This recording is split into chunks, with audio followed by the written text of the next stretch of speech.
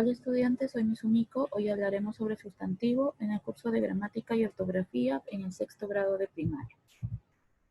Iniciaremos determinando el concepto de sustantivos. Podemos decir que el sustantivo es una palabra que puede ser definida desde varios puntos de vista, que a continuación vamos a explicar. En primer lugar, tenemos el punto semántico.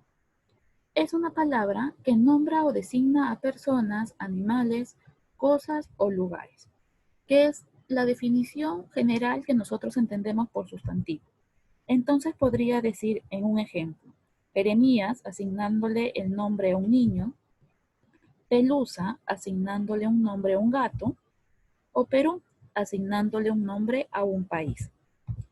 Tenemos también el aspecto morfológico, que podemos decir que el sustantivo es una palabra variable, porque presenta accidentes gramaticales tanto en género como en número. Por ejemplo, computadora está en género femenino y en número singular. O marineros, que está en género masculino y en número plural, ya que hay varios marineros. Podemos decir que también el sustantivo es sintáctico, ya que funciona principalmente dentro de la oración como núcleo del sujeto. Para esta situación tenemos el siguiente ejemplo. Mis estudiantes aprobaron todos sus exámenes. Para poder determinar la estructura de la oración, en primer lugar tengo que encontrar el verbo. En este caso, el verbo es aprobar. Ahora, hago la pregunta. ¿Quiénes aprobaron todos sus exámenes? Mis estudiantes, que sería el sujeto. Y por tal motivo, aprobaron todos sus exámenes sería el predicado. Para yo poder determinar el núcleo del sujeto, primero tengo que establecer estos tres elementos.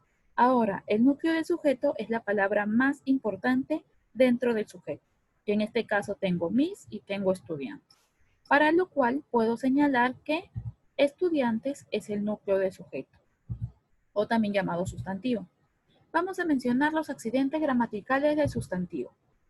En primer lugar tenemos el género, que puede ser femenino o masculino, ya sea, en el caso de femenino, cartera, y en el caso de masculino, maletín.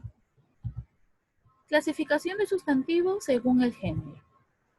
Comenzamos con la clasificación de doble forma, que es en la cual mantiene una raíz, pero cambia en la terminación. Por ejemplo, tenemos la palabra alumno, en este caso en género masculino. Y si lo queremos cambiar a género femenino, podré decir alumno. Solamente he cambiado en la parte final de la palabra, la O por la A. Encontramos también la clasificación común de dos, que quiere decir que hacen uso de los artículos. Por ejemplo, en masculino diría el atleta y en femenino diría la atleta. He aplicado artículos al inicio de los sustantivos.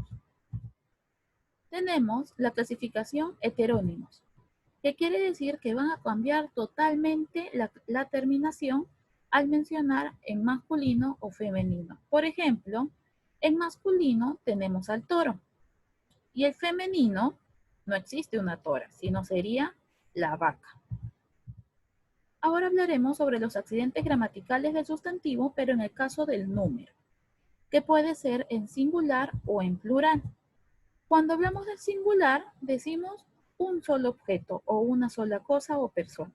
Y en plural hablamos de un grupo de objetos o un grupo de cosas. En este caso, el singular es lápiz y el plural sería lápices. ¿Cuáles son las reglas para formar el plural?